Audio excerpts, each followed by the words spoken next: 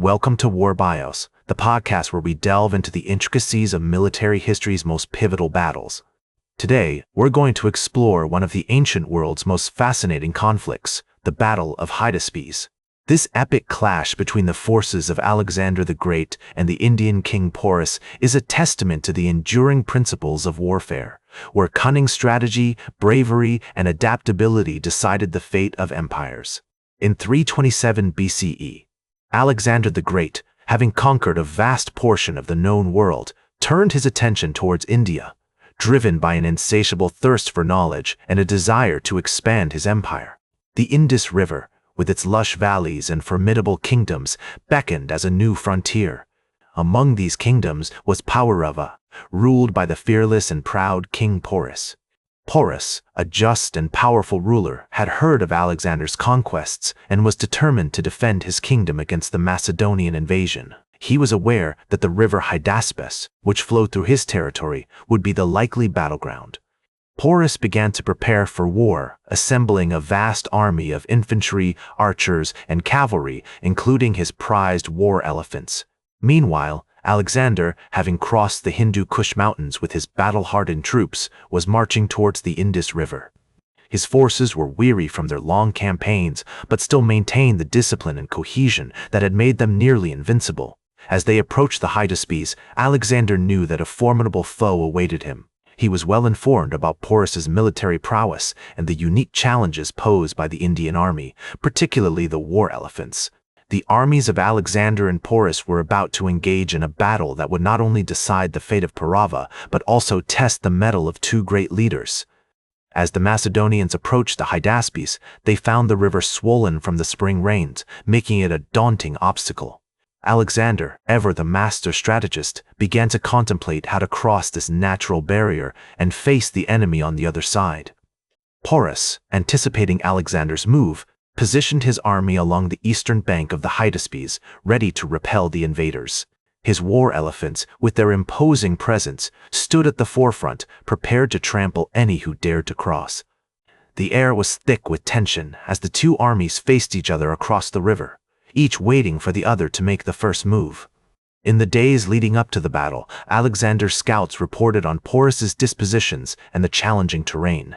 The Macedonian king knew that a direct assault across the river would be suicidal. He needed a plan that would outmaneuver Porus and catch him off guard. It was during this period of cautious probing and strategic planning that the seeds of the Battle of Hydaspes were sown. As Alexander pondered his next move, he was aware of the significant risks involved. A defeat would not only halt his conquests, but also endanger the lives of his soldiers. On the other hand, a victory would open up the riches of India and cement his legacy as one of history's greatest commanders. The fate of empires hung in the balance, and the decisions made by these two leaders on the banks of the Hydaspes would forever change the course of history. With his characteristic cunning and innovative spirit, Alexander began to formulate a plan that would exploit the weaknesses in Porus's defenses and utilize the unique features of the battlefield to his advantage. This plan, born out of meticulous observation and strategic brilliance, would soon be put to the test on the bloody fields of the Hydaspes. As the Macedonian army prepared to implement Alexander's plan, the tension along the riverbank grew. The Hydaspes River, swollen and treacherous, stood between two armies on the brink of a legendary clash, a clash that would etch its place in the annals of military history as one of the greatest battles of all time. As Alexander's plan began to unfold, he ordered a detachment of his army, led by his trusted general Craterus, to create a diversion upstream, while he himself led a smaller force downstream, under the cover of night. The clever ruse was designed to deceive Porus into believing that the main assault would come from the upstream contingent, thereby drawing his attention and forces away from Alexander's true crossing point. On the night of May 326 BCE, Alexander set out with his hand-picked troops, navigating the treacherous waters of the Hydaspes in inflatable rafts and boats. The darkness was absolute, and the only sound was the gentle lapping of the water against the shore. As they reached the midpoint of the river, a faint moon rose above the horizon, casting an eerie glow over the scene. Alexander's men held their breath, their eyes fixed on the far bank, where Porus's army waited, oblivious to the danger lurking in the shadows. Meanwhile, Craterus's diversionary force was making its presence known upstream, lighting fires and creating a ruckus that echoed across the water. Porus, taking the bait, began to shift his troops to meet this perceived threat, leaving his downstream flank vulnerable to Alexander's surprise attack. The Macedonian king had successfully manipulated the battlefield, using deception and misdirection to gain a crucial advantage. As Alexander's force reached the eastern bank, they quickly assembled on the shore, forming a tight phalanx formation that presented a wall of shields to the enemy. Porus's war elephants, sensing the presence of the invaders, grew restless, their ears flapping wildly as they prepared to charge. The first clash came when Alexander's archers and slingers began to soften up Porus's lines, firing a hail of arrows and stones at the Indian army. The war elephants, now enraged, charged forward with a deafening trumpet, their massive bodies barreling towards the Macedonian phalanx. Alexander's men stood firm, their long spears bristling like a forest of steel as they prepared to meet the elephantine onslaught.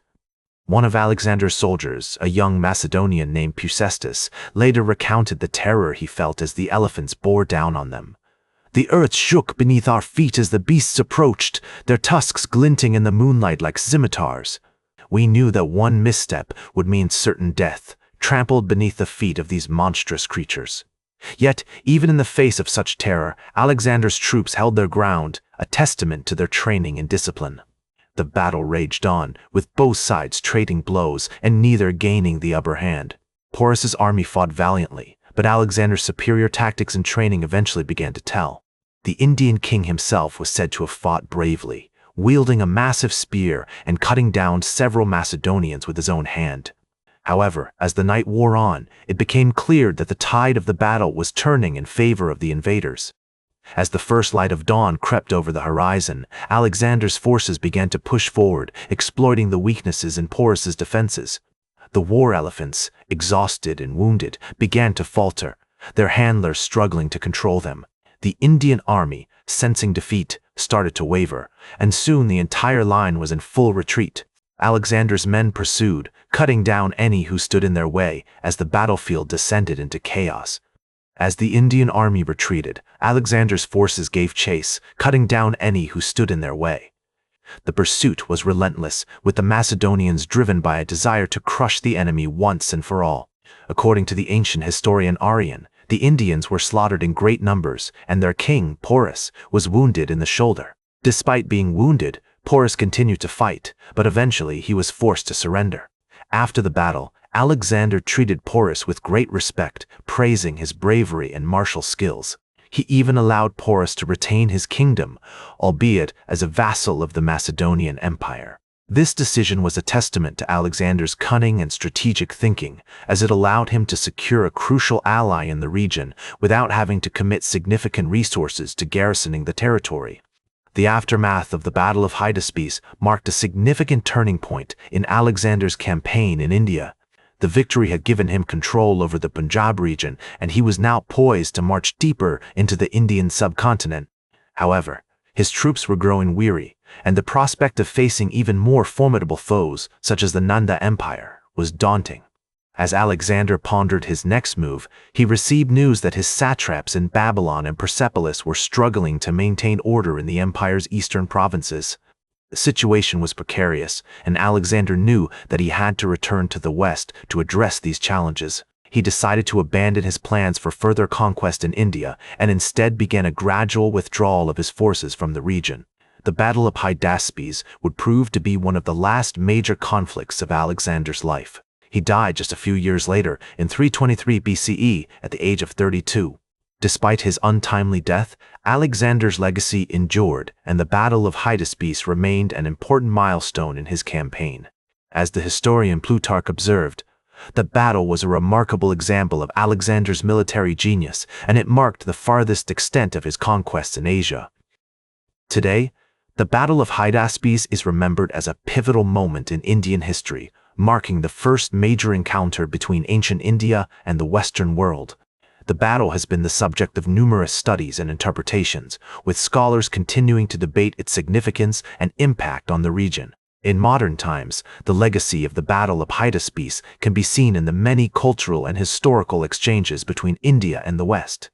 The battle marked the beginning of a long and complex process of cross-cultural interaction, which would shape the course of Indian history for centuries to come. As the Indian historian Romila Thapar has noted, the Battle of Hydaspes was a significant event in the history of India, marking the beginning of a new era of cultural and political exchange between India and the West.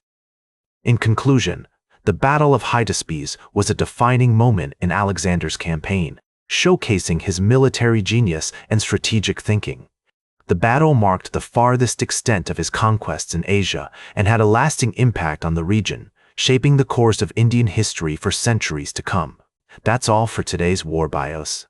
Remember to like, share, and subscribe, and until next time, I'm General Biography reminding you to keep marching toward victory.